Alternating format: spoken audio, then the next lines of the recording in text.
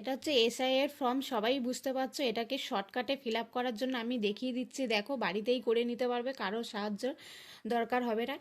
এটা প্রথমেই তো লেখা আছে জানো, ভারত নির্বাচন কমিশন। তারপরে তোমার বিএলও যেটা আছে সেখানকার তোমার কোনো ফর্মে যদি অসুবিধা হয় তাহলে তুমি এই বিএলও যে নামটা আছে বা ফোন নাম্বার দেওয়া আছে এটাকেই তুমি কন্ট্যাক্ট করে জিজ্ঞাসা করে নিতে হবে। প্রথমে তো নির্বাচকের নাম থাকবে, মানে যার এটা তার থাকবে। তারপর তার ভোটার কার্ডের নাম্বার, ঠিকানা, সব কিছুই থাকবে।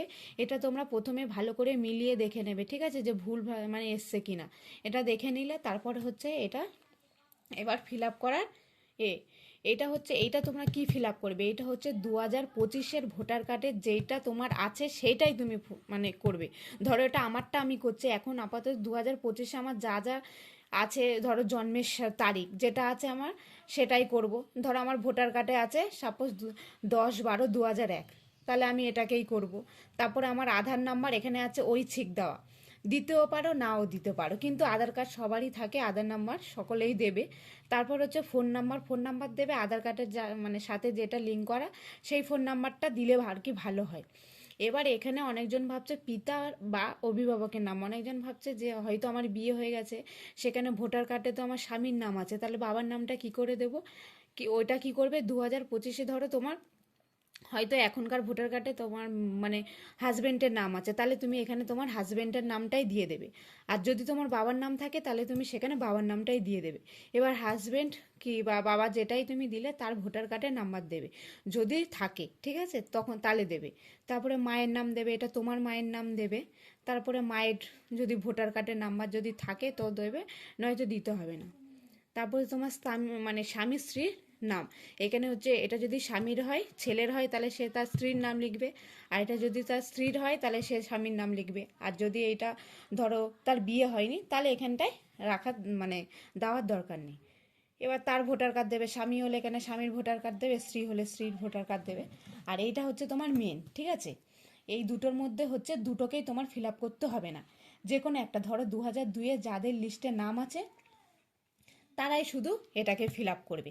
ধরো সাপোজ আমার 2002-এর লিস্টের নাম নেই, তার মানে আমি এটা ফিল আপ করবো না। এইটাই ধরো 2002-এর লিস্টের নাম হচ্ছে আমার বাবা বা আমার মা বা ঠাকুরদা তাদের আছে, ঠিক আছে। তাহলে এই জায়গাটা কি করব, তাহলে এই জায়গাটা হচ্ছে আমি ফিল আপ করবো। এবার আমার তো বলতে গেলে আমার 2002-এর লিস্টে নাম নেই, তাহলে আমি এই জায়গাটা ফিল আপ করবো। এবার এইটা যাদের, আরেকবার বলছি, যাদের 2002-এর লিস্টে নাম আছে তারা এটা ফিল আপ করবে, যাদের নেই তারা এটা ফিল আপ করবে না, তারা এই জায়গাটা ফিল আপ করবে। ধরো আমার 2002-এ লিস্টের নাম হচ্ছে, ধরো আমার ঠাকুরদা বা আমার শ্বশুর শাশুড়ি যার হোক নাম আছে, তার নামটা লিখে দেবো। ধরো আমার শ্বশুরের নাম আছে, সেখানে তার নাম লিখে দেবো, তার ভোটার কার্ডের নাম্বার। এবার এই দিকটা বলে রাখি, তোমরা কিন্তু হয়তো ওনার তখন এখন হয়তো ভোটার কার্ডের সাথে 2002-এ ভোটার কার্ডের নামে হয়তো মিল খাচ্ছে না, হয়তো একটা স্পেলিং ভুল আছে, তুমি এখানে ঠিক করে সেটা বসাবে না, এখন যেটা আছে সেটা বসাবে না। 2002-এ যেই নামটা থাকবে সেই রকম বসাবে। ধরো এর জায়গা ও এখন করেছো, ও দিয়ে করবে না, এটা দিয়েই করবে, এই রকম করবে, যেমন পুরো সেম টু সেম থাকবে তেমনই পুরো ওখানটায় মানে দেখে দেখে লিখে দেবে। এবার সেটা নাম লিখলে, এপিক নম্বর মানে ভোটার আইডি নাম্বারটা লিখে দেবে। আত্মীয়র নাম মানে সেখানে তুমি দেখে নেবে যে তোমার 2002-এ ওনার আত্মীয় নাম। ধরো আমি তোমাকে দেখিয়ে দিচ্ছি, ধরো ফোনে এরকম 2002-এর লিস্টটা বের করবে। 2002-এ ধরো সাপোজ এখানে আছে বলরাম প্রামাণিক, ঠিক আছে। তার আত্মীয়র নাম কি দেওয়া আছে, তার আত্মীয় নাম হচ্ছে তোমার পঞ্চুরাম প্রামাণিক, তাহলে আত্মীয় নামের জায়গায় আমি কি লিখবো, পঞ্চুরাম প্রামাণিক, এইটা আমি লিখে দেবো। এইরকম তার আত্মীয় নাম লিখবে। সম্পর্ক, কি সম্পর্ক সেই সম্পর্ক লিখবে। তোমার জেলা, দক্ষিণ চব্বিশ পরগনা হলে তুমি জেলা দিয়ে দেবে। রাজ্যের নাম পশ্চিমবঙ্গ যদি হয় দিয়ে দেবে। এবার বিধানসভা ক্ষেত্রের নাম তোমরা কি দেবে, 2002-এর লিস্টের বিধানসভার ক্ষেত্রের নাম হচ্ছে, ধরো এখানটা আছে মন্দির বাজার, ঠিক আছে, আবার আছে মন্দির বাজার, তাহলে তোমাদের এখানে দেখে নেবে তোমাদের কি আছে, ঠিক আছে। এটা হচ্ছে বিধানসভা ক্ষেত্রের নাম দেবে। এখানে আছে তোমার কি বিধানসভা ক্ষেত্রের নম্বর। এবার বিধানসভা ক্ষেত্রের নম্বর তোমার কি হচ্ছে, এইটা দেবে, এই যে 122, ঠিক আছে, 122টা দেবে। তারপর তোমার কি আছে, অংশ নাম্বার। অংশ নাম্বার তোমার কি আছে, অংশ নাম্বার হচ্ছে তোমার 64। এই যে পুরো এই লিস্টটাই লেখা আছে, ঠিক আছে, এই অংশ নাম্বার এখানটা থাকবে 64। তারপরে তোমার কি দিয়েছে, ক্রমিক সংখ্যা। ক্রমিক সংখ্যা হচ্ছে তোমার এইটা দেখে আসবে, এই যে ক্রমিক সংখ্যা হচ্ছে তোমার এই যে এইটা যেখানটা থেকে তুমি পেয়েছো, ধরো আমি বলরামটা, সেটা দেখে নেবে যে ক্রমিক সংখ্যা কোনটা, দিয়ে এইটা হচ্ছে ক্রমিক সংখ্যা। ঠিক আছে, তাহলে এটা 2002-এ যার লিস্টে নাম আছে সে তাহলে ফিল আপ করলো।